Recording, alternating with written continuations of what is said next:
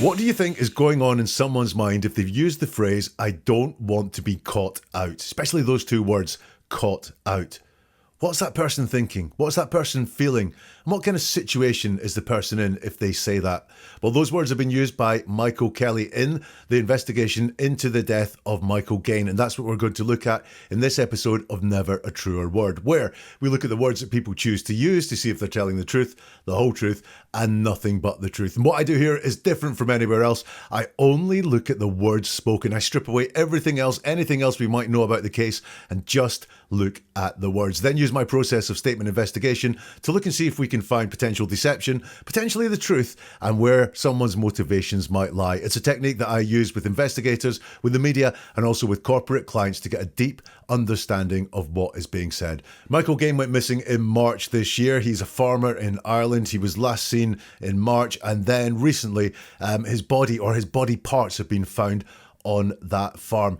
Michael Kelley is a guy who's worked on the farm for 3 years with Michael Gaine and has been spoken to by the police, although he denies any wrongdoing. I do have an episode where I look at the first interview that Michael Kelley gave to the press, his thoughts on whether he's considered a suspect. Did he do it or not? And also the fact he thinks he's running from some sort of international crime ring. I break down his statements in that episode if you want to take that in. But he's given another interview to the press, and I think it's very worth digging into the words that he uses in that interview. So let's start by looking at him talking about grieving. So I think he's asked a question going into it about, are you grieving? Is he grieving, is what the article says. And this is his response. Listen, man, I'm a very private person and I'm not going to get into that in the media. You know, that's private. You can tell them I put fucking ashes on my forehead. I don't fucking care. You know what I mean? Stop. Come on, man. I'm not playing out anything for the public. So let's just assume the question he was asked there is, are you grieving? He starts with, listen, man. Now that's an attempt to gain control of the conversation, to say what's coming up is very important. You have to listen to it. So we've got something here that suggests to me either he's a bit of a controlling personality, which is why he can start with, listen, man, or it's very important for him that what he's about to say is listened to. Now, why is that? Potentially there's some deception going on here, or potentially there's some diversion or some dodging going on here. So look how negative he is in all of this statement. He doesn't tell us anything that is, he just tells us lots of things that isn't. I'm a very private person. Now that's telling us he is a private person, but also saying there's a lot I'm not going to tell you. And I'm not going to get into that. So that's all negative. He's telling us he's not going to get into that. I don't fucking care. Now, when people tell you they don't care, especially, but when people tell you they don't anything, the chances are they do, or at least the concept of them doing that thing is high up in their mind because they're negating it there. So I do think he cares. I'm just more negative. Stop. Come on, man. I'm not playing out anything for the public. So all he's doing here is telling us what doesn't exist, what is not happening. He's not going to get into that with the public. And the question is, are you grieving? Well, he worked with the guy for 3 years. It would be a very, very natural thing for him to be grieving here. So why is he not just saying, yeah, I'm grieving. I worked with this guy for 3 years. He's no longer with us. He seems to have been killed in the most brutal fashion. Yeah, I'm grieving. But he doesn't say that at all. He tells us what's not happening anywhere. Also, he talks about ashes on my forehead. Now, that is something that's quite visceral around the fact that this guy is dead. There may be ashes produced from that death, and he's making some sort of light-hearted comment about putting them on his forehead. It's a very odd thing. All I can take from that is he's not grieving for some reason. He is not going through any of the stages of grief for Michael Gaine whatsoever. And it's incredibly negative. He tells us all the things that are not happening. He doesn't tell us what is happening. Now, the article says, asked how he felt about what happened to Mr. Gaine, Mr. Kelley said, yeah, well, I never thought that he would end up that way. And it's a tragedy. I take it as a tragedy. So we have some downplaying of what's happened to Michael Gaine here, which is Michael Gaine was brutally murdered in a really, really bad way. And he's downplayed it to end up that way, as if he is avoiding talking about the severity of what had happened. Now, why would that be? Well, it could be he finds it hard to talk about. The other thing is, look, guilty people will often downplay the severity of what they've done. I use this example a lot, but if you ask, did you steal that money? And the person answering downplays the severity and says, I didn't take that money, there's a chance that they did steal the money because they're downplaying the severity of what has happened. Is that what's going on here? Is that why he's downplaying the severity? And instead of saying, I never thought he would be brutally and violently murdered, he says, I never thought he would end up that way. And it's a tragedy.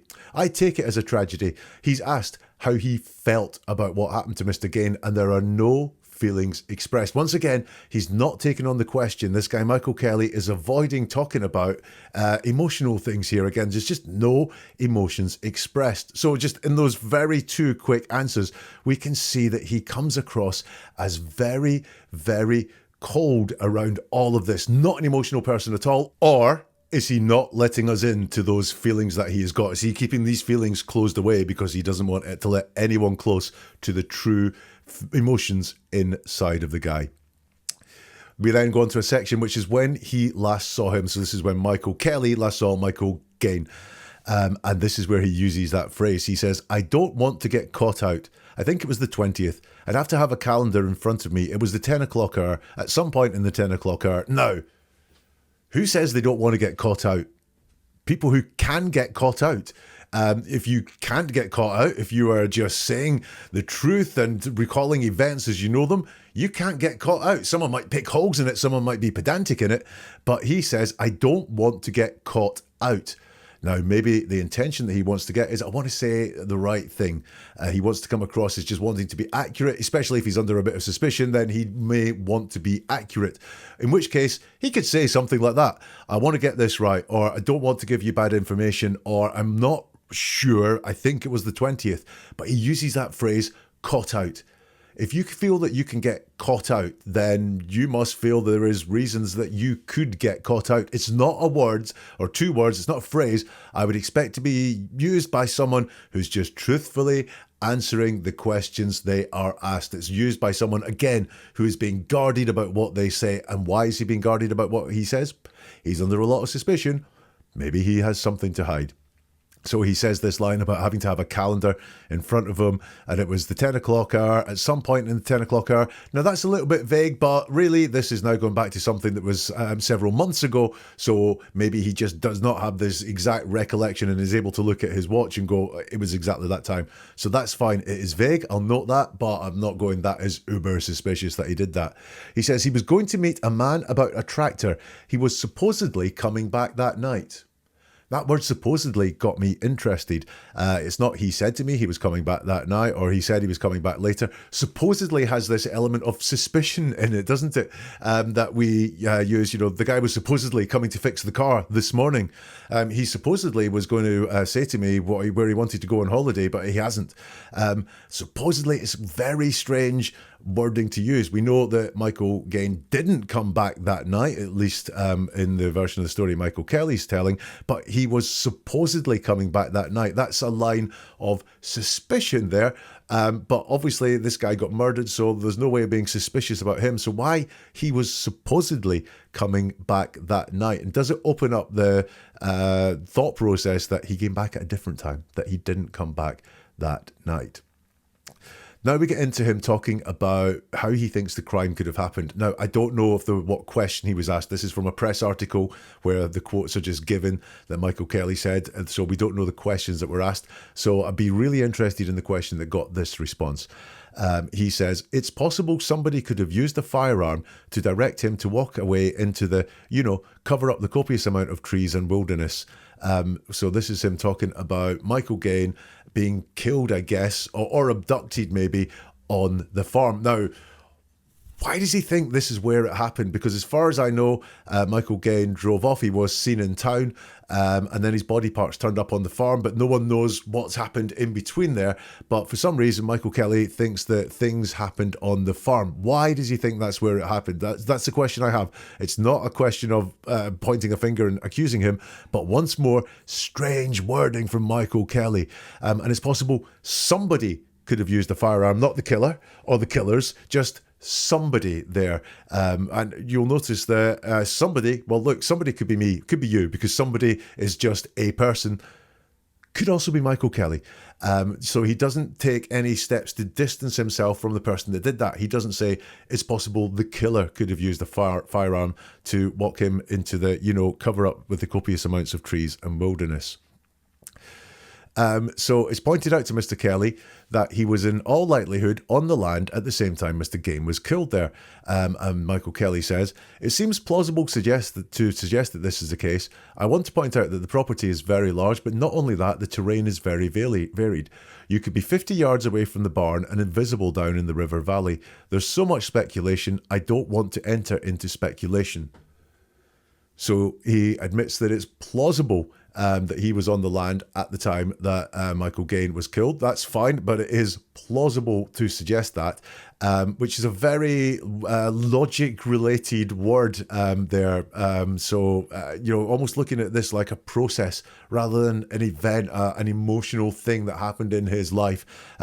He talks about you could be 50 yards away from the barn and invisible down the river valley, so he doesn't put himself there in that story. That's interesting. Why is that? Why doesn't he say, yeah, I could have been 50 yards away from the barn down in the river valley and not known anything that was happened? Or on the flip side, I could have been in the river valley and I would not know what was happening in the barn. I would not have known what was happening in those slurry tanks or anything like that. He doesn't say that. He doesn't talk about himself. He talks about you.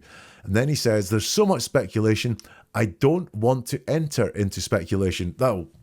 Sorry, you don't want to enter into speculation? It's possible somebody could have used a firearm to direct him to walk away into the, cover up the copious amounts of trees and wilderness. That's what he's just said. That is speculation. Or is it not speculation, Michael Kelley? Is it more than speculation? Is there some knowledge going on there? Because you said you don't want to enter into speculation. However, seems to speculate. So this part here is very defensive, as you'll see. He is very defensive of anything that says he was close to the murder. Some of it is understandable because he is being questioned about this by the police and maybe he feels he's under a lot of suspicion, but there's some really odd wording in that. Supposedly come back. I don't want to get caught out. It's plausible that could be the case. All very strange bits of wording around that. Listen, by the way, do you ever feel you're not being told the full story? You might feel that here with the words of Michael Kelley, but you're right. It's happening to you all the time and all around us as well. And I'm here to give us the key to seeing deeper because I want you to hear the word with new ears. And I'm on a mission to share this skill with you and as many people as possible. So if you want to unlock that secret, subscribe to this channel or follow this channel. You will be able to get updates as soon as they happen on stories like this. And also there's the archives with a whole load of interesting statements and interviews and interrogations to understand just how people use words when they're telling the truth and when they're being deceptive. So if you want to unlock that secret, do subscribe. And if you know someone who could do with a skill like this, then share this with them. Hit the like button even, that helps it get to them. Recommend it, just pass this on. Because every click I get, every single share, it fuels the fire for this channel. It allows me to dig deeper, to analyze further, and bring this life-changing skill to even more people. So press away. Now, let's get back to the words of Michael Kelley. And this time he's being asked about the funeral. The funeral happened at the weekend, as I record. And he's asked about, will you be there? And he says, no. Well, listen, if I'd been invited, I'm certain I would have made every effort to attend. I mean, can you imagine how inappropriate it would be to gate crash that funeral? Now, maybe there's a cultural thing going on here, but invites to funerals, are those really a thing? Normally, there's, as far as I know, there's a notice of where the funeral is, and people who want to go and pay their respects attend. Now, I can understand why he would want to avoid going to the funeral. Number one, he doesn't seem to have any emotions around the death. But number two, he might think it's in bad taste for him to turn up, considering everything that he's been through in the questioning there. But he doesn't use those words. He says that he hasn't been invited. Listen, if I'd been invited, I'm certain, so that's convincing us, I'm certain, and then it all disappears into waffle, I would have made every effort to attend. So he doesn't want to go to the funeral at all. Every effort to attend. Even if he was invited, even if someone said, you are welcome to this, he would not have been there. That's what is in there in his words. I've made every effort to attend. You wouldn't have been there at all. I mean, can you imagine how inappropriate it would be to gate crash that funeral? That funeral, that's a distance there. Think about how you refer to cars. The one that crashed into you would be that car. The one you own would be my car. The one the family uses would be the car. But you remember that one that you don't like because it crashed into you, it's that car. Or the one that goes up and down the road making a lot of noise, that car. I mean, can you imagine how inappropriate it would be to get crashed that funeral? Shows that he feels a bit of distance from that funeral, maybe a bit of dislike for that funeral as well. Now, we come to the crux of the matter. In the first episode where I looked at Michael Kelley, I noticed the repetition of themes around home and living places. He said he left a home in Maine. He said he was homeless now that Michael Gaine had been killed. And I wondered if there had been an argument between the two of them. That's very obvious from the words that are in that first interview. I wondered if it had been around living arrangements. And apparently there are local rumours that Mr. Gaine wanted to kick Michael Kelley off the land before Michael Gaine was killed. And that is put to Michael Kelley. And he says, well, if it's true, it's a secret to me because I was never told anything like that. I never heard any plausible reason why. When we were busy working these sheep and cattle and fixing vehicles, I never had any indication he wanted that to stop. Let's break that answer down because there's so much there. The first word there is well. I've had, since I did the last episode and he answered lots of questions with well, lots of people in the comments going, Irish people start lots of questions with well. Well, number one, Michael Kelley isn't Irish, he's American. Number two, well, it does mean you're going to get an explanation. Irish people do it a lot, but it does mean they're giving an explanation. You don't say, what's your name? Well, it's Jack. You know, you just go, Jack. Well is when you're going to tell a bit of a story. Now, Irish people can be very lyrical when they talk, and that's when they'll use a well. I'm going to go into a bit of storytelling here. What I didn't say once was well means the person is lying. When someone starts an answer with the word well, I did not say that means they are lying. I said it means you're getting a bit of an explanation. It's a flag that I'm not going to answer that question quite straightforwardly, and that's what we've got here. Well, if it's true, it's a secret to me. Now, if it is true, so he is open to the possibility that it's true. He just doesn't come out and plainly state, no, Mr. Gaine did not want to kick me off the land. No, he was very happy that I was living there. No, he spoke about wanting me to live there for a long time. He could have said all of these things, but instead he says, if it's true, which says psychologically, it could be true in his mind because he doesn't just push it all away and go, no, that's not what was happening. And if it's true, it's a secret to me because I was never told anything like that. Now, the word never is a flag for deception word. When someone uses never, just like, well, it doesn't mean they're lying, but it means lying could be occurring, really. Never flags up possible deception. So whenever you hear a never, just dig around what is being said. Never told anything like that. So it's not, I was never told that, is I was never told anything like that. Now that might seem broader, but actually it's avoiding what is going on because like that, just words, comparison words. I was never told that he wanted me off the land, that he wanted me out of my home or anything like that, which would be very specific and taking it head on. Instead, it's never told anything like that. Then we've got a weird thing, which is I never heard any plausible reason why. So I never heard any plausible reason why. Well, that's kind of saying that it did happen and he just never was told the reason why. So why is he saying this? I was never told any plausible reason why. I've got the word plausible again in there. He repeats plausible quite a lot. I wonder if he spent a lot of time thinking of plausible things to say. I never, so we've got the word never there, heard any plausible reason why. When we were busy working those sheep and cattle and fixing the vehicles, he says we there, a joint pronoun. That shows some unity between him and Michael Gaine. I think it's the first time I've seen him use we to describe the pair of them. When you think they worked together for 3 years, I might have expected to hear we a lot to describe them.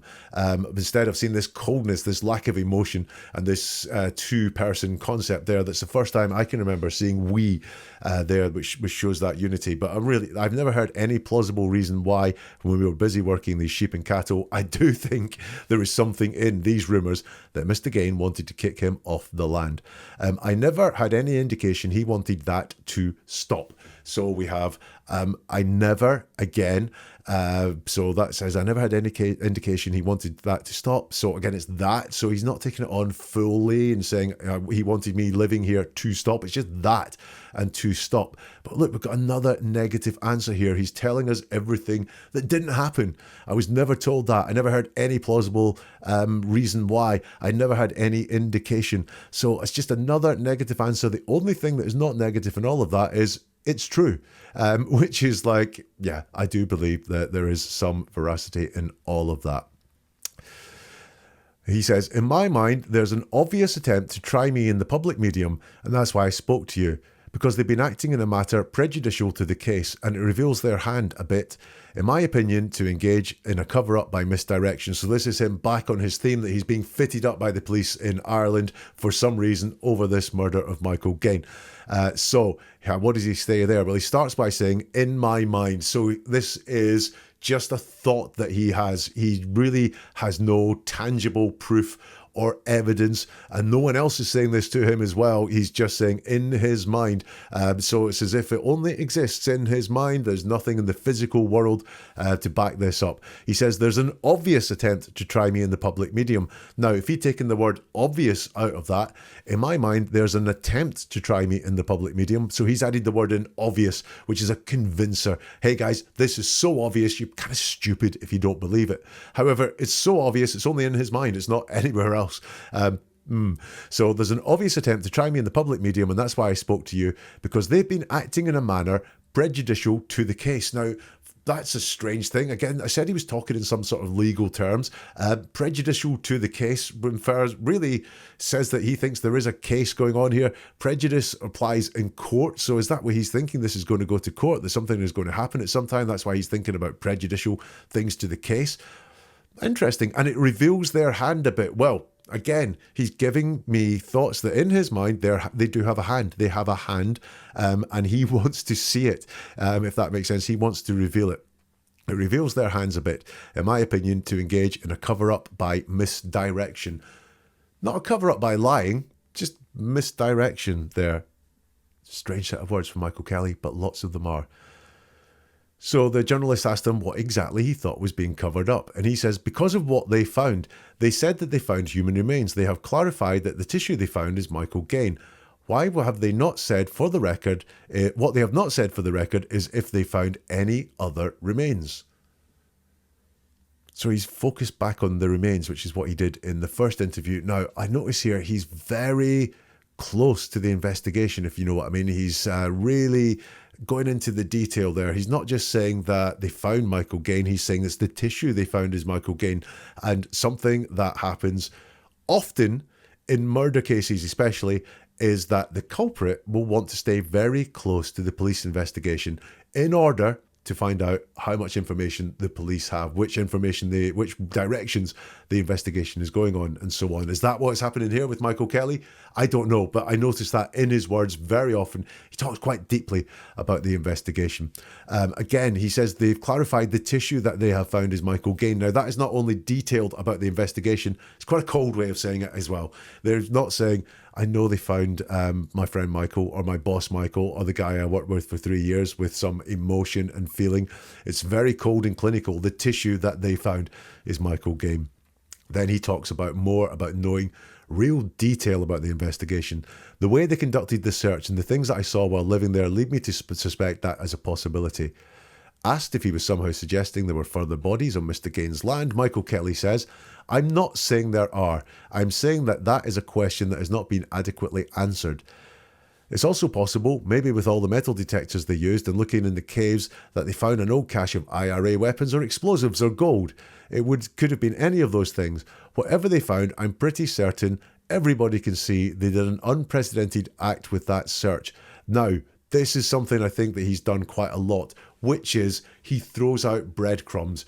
So when someone is finding a particular area sensitive to talk about, stressful to talk about, uncomfortable to talk about, they'll start throwing out breadcrumbs, bits of conversation that they hope the person they're talking to picks up on, things they'll be happy talking about. Here, it seems all this speculation going on is what he's very happy talking about. So he's kind of hinted, there may be other body parts there on the farm. The police haven't said there's not.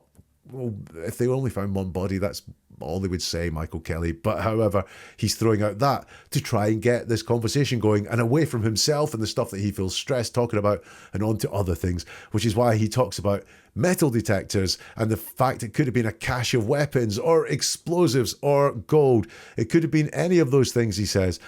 Whatever they found, I'm pretty certain everybody can see they did an unprecedented act with that search. Once again, we've got this I'm pretty certain, which is like the in my mind from earlier, as in this is my thoughts, this is my feelings. And then everybody can see is convincing. Can everybody see that? I didn't see that, so not everybody could see that. When people talk in these absolutes, like talking about everybody or nobody or all the time and things like that, they're trying to really hard to persuade you of these things. He's trying to convince you that this was an unprecedented act. Therefore, it's nothing to do with him. So man, he's just chucking out those breadcrumbs there, hoping that the journalist picks one of them up and starts talking to him about weapons caches or gold or something like that. Then he carries on and he just goes wide here. In my opinion, if President Higgins went missing for 24 hours, you wouldn't have seen that, okay? So whatever is going on up there is connected at the very high levels of power in this country, because it would have taken the very high levels of power to inaugurate a search for that magnitude that quickly. This is not something that evolved or grew into a big search. This is something that started as the most intensive search ever carried out in Ireland, starting at 24 hours and 1 minute after the guy was last seen. So what do we have here? We have just this more breadcrumbs. Something is going on because this search was like nothing he's ever seen before. I'd love to know how many searches for missing people he'd seen before to be able to compare that. And it's just the most intensive search ever carried out in Ireland. Once again, it's these extremes and absolutes he's going to. He doesn't believe this. He's just going large to try and convince us. And then he refers to Michael Gaine as the guy. 24 hours and 1 minute after the guy was last seen. Not Michael, my friend. There's a bit of distance going on there. And then he says, he didn't charge me because it is all nonsense. I do know there is no substance to it, and hence there is no charge based on it. I'm sceptical about that because it seems to me as though if charges were to be forthcoming, it seems to be they would have been immediately after the interrogation. So what do we have going on with this guy now? Right. They didn't charge me because it is all nonsense. It's another absolute. And it's not, they didn't charge me because I didn't do it, or, I've got an alibi or anything like that. It's just, it is all nonsense. They didn't charge me because it is all nonsense. I do know there is no substance to it, and hence there is no charge based on it. So this is a bit more reassuring here. There's no substance to it. There's no charge based on it. If he'd left it there, I'd have been all right. Yeah, it's all nonsense. Doesn't make it sound like, but, there's no substance to it. And then he just sows all this doubt that charges could be coming. In his mind, charges could be coming. I'm skeptical about it because it seems to me as though if charges were to be forthcoming, so this is acknowledging that charges could be forthcoming, he just thought they would be a little bit earlier. It seems they would have been immediately after the interrogation. That's an interesting choice of words, interrogation, because as far as we know, as far as I think the police have said, it was a questioning, which is not quite an interrogation. But he is telling us there he was interrogated by the police there. And it does seem to me that his mind is open to the fact that he could be charged. So listen, what do you think there? What do you think is going on with this guy? He's very cold. He is very cold. He shows no warmth towards Michael Gaine, or even Michael Gaine's family as well at all, which is strange considering he worked with the guy for 3 years, seemed to be very close to him on a daily basis. It's very, very cold. There's no emotions on show there. He's kept a close eye in the investigation. That is obvious in his words as well. And that is something that I think the police will be noting. But whenever the talk is on himself, it's all that's negative stuff. He tells us what's not happening, what isn't going to happen, and he's very keen to move it on to something else, no matter how fantastical that is at times. In the first interview, it was all about international crime. In the second interview, it's all about the fact the search was like nothing this guy had ever seen before for some reason. And once more, in all of that, he doesn't once say that he didn't do it. He doesn't once say he had nothing, he was not involved in any way. I know that if you asked him right now, he would deny any involvement there. But if you look into his words in interview 1, interview 2, there's nothing there that's been published where he says, I did not murder Michael Gaine. What do you think? Let me know in the comments if you can, or let me know on social media. The socials can all be found at neveratruerword.com. By the way, if you want to check out more Irish crime, I do have a podcast series on the murder of Sophie Toscan de Plantier called The Words of West Cork. You will find the links to that at neveratruerword.com as well. And by the way, if you're into your socials, if you join me on Telegraph, that's a great way to talk one-to-one to me about cases like this, or if you want to suggest a case as well. Just go to Never a Truer Word to see how to get in touch and see everything else you can get from Never a Truer Word as well. And we'll see you soon for something new from Never a Truer Word.